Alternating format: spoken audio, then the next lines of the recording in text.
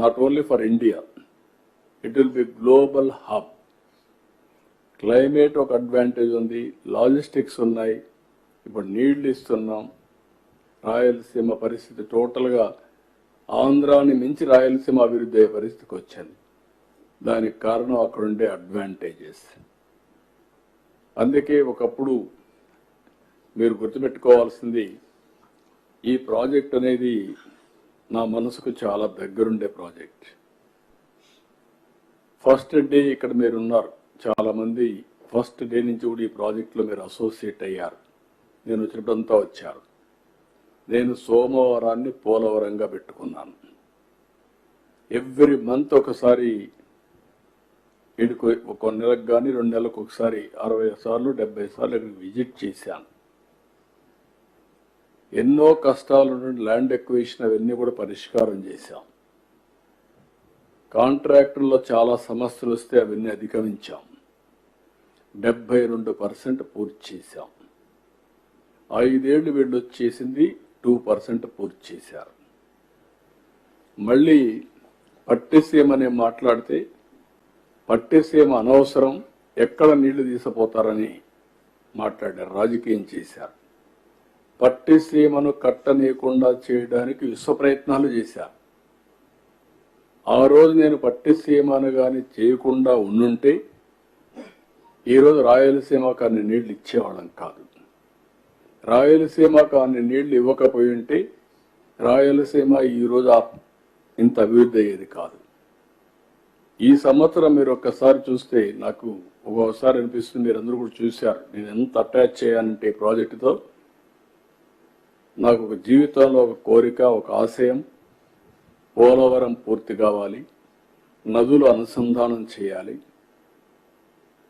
తద్వారా ఈ రాష్ట్రంలో కరువు అనే మాట రాకుండా చేయాలని చాలా ప్రయత్నం చేశాను.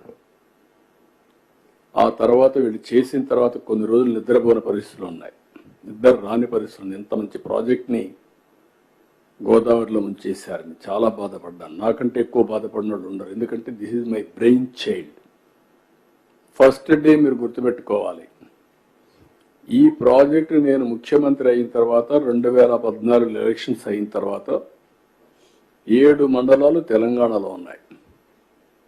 ఆ రోజు నేను ఒకే మాట చెప్పాను ప్రధానమంత్రి గారికి, రాజ్నాథ్ సింగ్, వెంకయ్యనాయుడు గారు ఉంటే ఒకటే చెప్పాను, 7 మండలాలు తెలంగాణలో ఉండి మీరు నేషనల్ ప్రాజెక్ట్ డిక్లేర్ చేస్తే ఆ 7 మండలాలు రాకపోతే ఇది ప్రాజెక్ట్ పూర్తి కాదు. దానివల్ల నేను ముఖ్యమంత్రి అయినా మీరు ఏమంటారు, మళ్ళీ తెలంగాణ ఒప్పుకుంటే తప్ప ఇది జరగదని చెప్పి అడ్డం పెట్టే పరిస్థితి వస్తుంది. కాబట్టి నేను ప్రమాణ స్వీకారం చేయను, మీరు 7 మండలాలు ఇస్తే తప్ప నేను చేయనంటే ఫస్ట్ టైం చరిత్రలో 7 మండలాలు ఇస్తూ ఒక ఆర్డినెన్స్ ఇష్యూ చేసి ప్రెసిడెంట్ ఆఫ్ ఇండియా క్లియరెన్స్ ఇచ్చిన తర్వాత, పాస్ చేసిన తర్వాత పార్లమెంట్ సమన్ చేశారు. ఇంతవరకు ఎప్పుడు జరగల.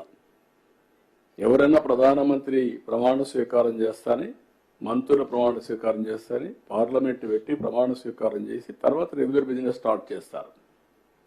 ఈ ప్రాజెక్ట్ని అట్లా కాకుండా అవుట్ ఆఫ్ టర్న్ తీసుకొని చేశారు. కాబట్టి ఆ రోజు ప్రధానమంత్రి గారు చూపించిన చొరవ కానీ బీజేపీ తీసుకున్న చొరవ వల్ల ఈరోజు ఆ ప్రాజెక్టు సాధ్యమైంది.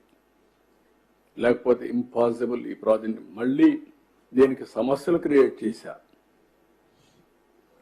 అదే మరిగా నేను రాష్ట్రంలో మీరు చూస్తే 65,000 కోట్ల రూపాయలు 5 ఏళ్లలో ఖర్చు పెట్టాం. 14-19 వీళ్ళొచ్చి 12,000 కోట్లు ఖర్చు పెట్టారు. రాయలసీమలో 12,000 కోట్లు ఖర్చు పెడితే వీళ్ళు 2,000 కోట్లు ఖర్చు పెట్టారు. నేను ఈ ప్రాజెక్టుల మీద అన్యాయం జరుగుతూ ఉంది అని నేను జిల్లాలో పర్యటన చేశాను. పర్యటన చేస్తే ఈ మొత్తం రాష్ట్రంలో ఈ ప్రాజెక్ట్స్ అన్ని నిర్వీర్యం అయిపోయినాయి, మీరు అన్యాయం చేశారు, పోలవరం ఇట్లా చేశారు, ఈ ప్రాజెక్టులన్నీ అన్యాయం జరిగిందని పోతే నన్ను అరెస్ట్ చేశారు.